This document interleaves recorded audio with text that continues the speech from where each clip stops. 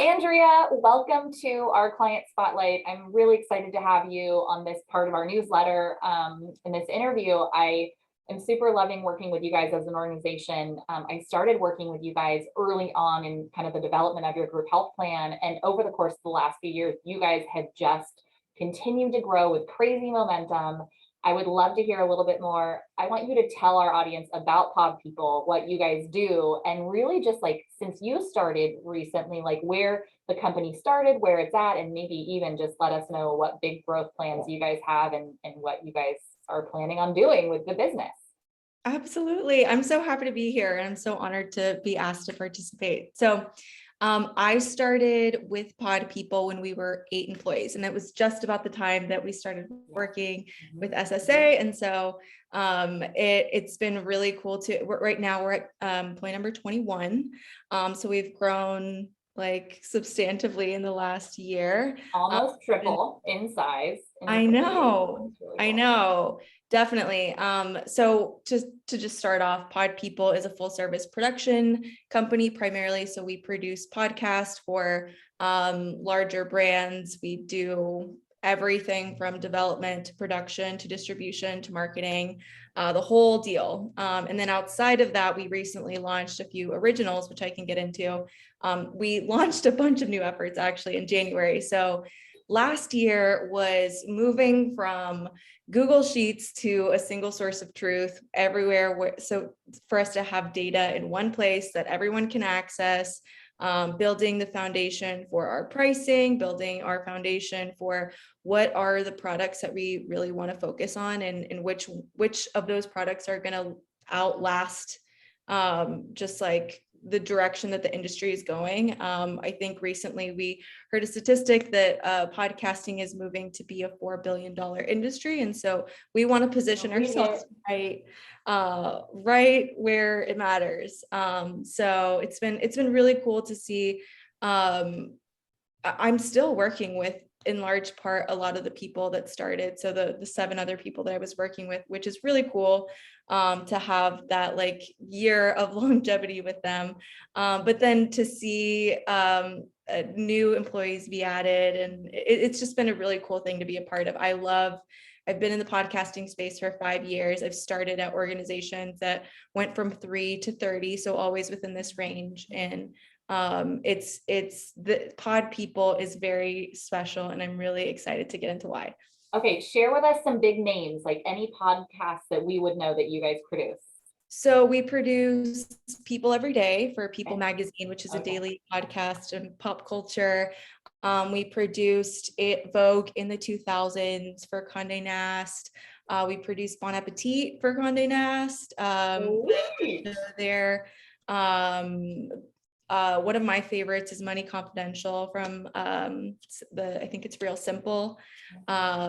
Those are some of my favorites. Really? And what about the originals? What are some of the first originals that you guys have started producing? We have a slate of 4. My favorite of all of them, and I guess this is like public news now, I love all of them, but Ghost Honey's Dream Machine, Tyler Gesa, avid TikToker, has a huge following on TikTok and on Instagram, started a podcast. They're 15-minute segments or 15-minute episodes that are broken up into a few segments, and his listeners will submit their dreams, and Tyler will narrate them in like a heavily audio sound designed environment. And so you just feel like you're in a different world, and you're just getting an insight to someone else's like dream. And so it's just like it's really cool. It's a fun experience, and so it's really unlike any other podcast I've listened to. That is so cool. And tell me what the name of it is again. I'm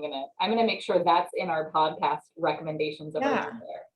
Ghost Honey's Dream Machine. Ghost Honey Street Machine. Mm-hmm. Okay, cool. Okay, so your company, back to the company. I want to hear about your culture. And as you guys have grown and onboarded, almost tripled in size from an employee count, like how have you guys maintained the culture that you guys have? And what would you say if you could throw out 3 words or something of the actual culture, what it would be?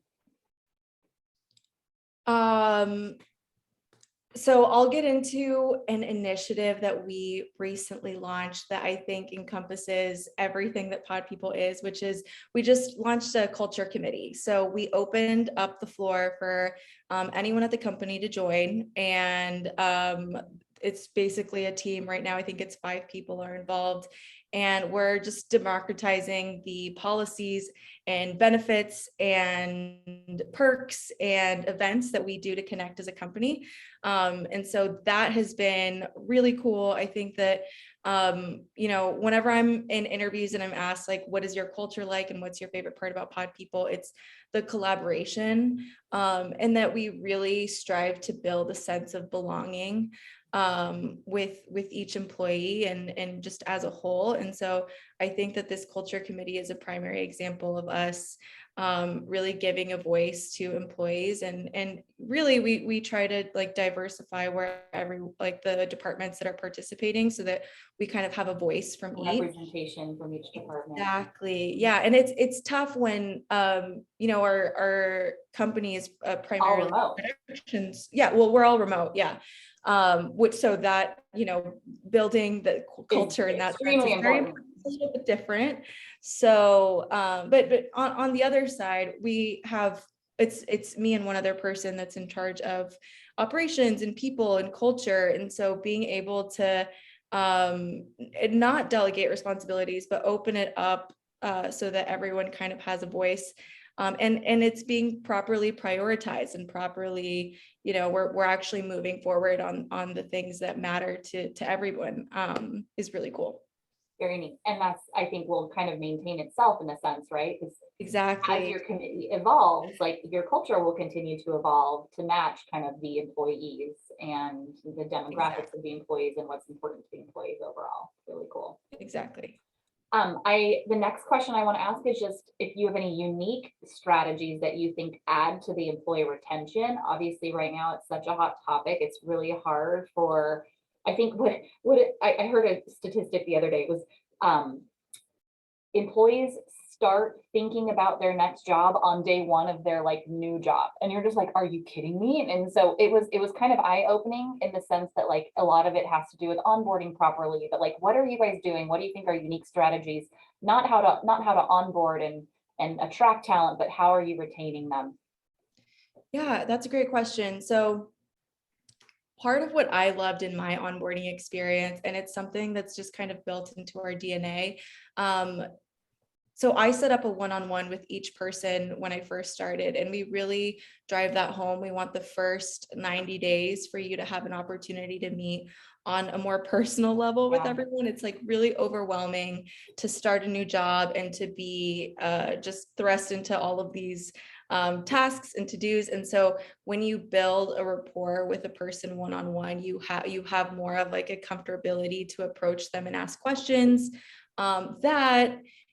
in addition to, we have kind of like we call them soul sessions. So if an employee ever needs to just like, hey, I'm really just like struggling here and I just want someone to talk to, we make that available to everyone, and not just like, hey, this is, everyone can do this. It's like we actively encourage it, promote it, talk about it, so that employees do feel comfortable to be able to connect on a more human level. And obviously we do create up space in our day-to-day meetings to connect. But that really just happens really naturally. Like I mentioned, the DNA of our company, we want to connect. We all like each other. We like working with each other.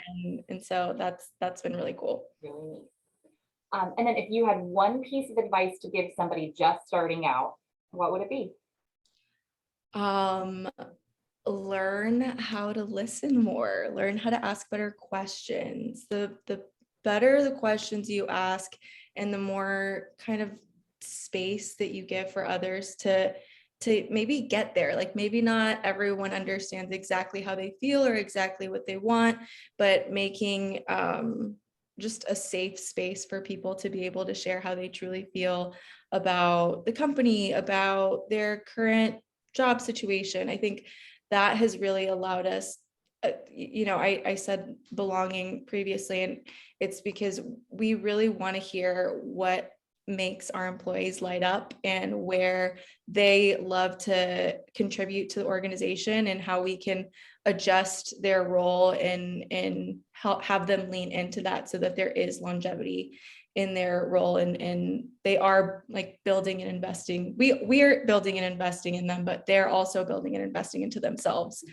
for their future careers. I love that. I just jotted down like what makes you light up, and that would be such a great question, or at least in the onboarding process of like we do a survey that we send out before the first day, and it's just like a Google Sheets kind of like here, and they fill in like favorite flower, favorite Starbucks drink, like, you know, just so we know if it's like a special moment, we have an idea of what their favorite candy is and dessert. And but I want to add that, like, what makes you light up, so we know like what is it if they had to identify. That's really cool. That's cool.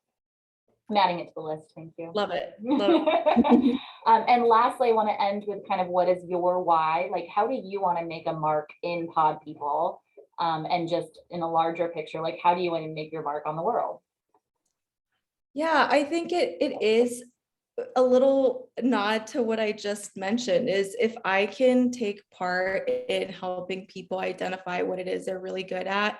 I know for me, over the last few years of my career, I've just, learned what I like, what I don't like, and to allow people a safe space and an opportunity, or to foster, not allow, an opportunity for them to learn about themselves in that way, and then actually act in that way is a really fulfilling aspect of my position and role at Pod People. Awesome. And it's important. I mean, you are probably one of the first people that they're meeting, and you're really kind of spearheading the onboarding. And so I think that word foster really resonates with me too. It's like, this is a place where you can support them in fostering their personal and professional growth, within Pod People and then beyond, wherever that takes them. So that's exactly it. Cool. Awesome.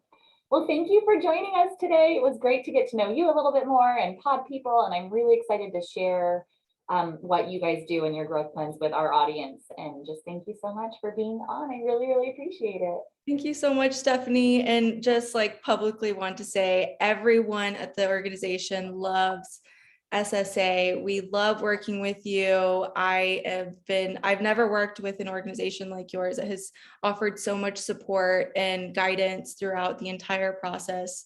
You specifically, but all of your team is amazing. And so we're really lucky to have the opportunity to work with you. Back at you. I'd have to say one of my first open enrollment meetings with you guys, since you are all remote, was our first virtual open enrollment.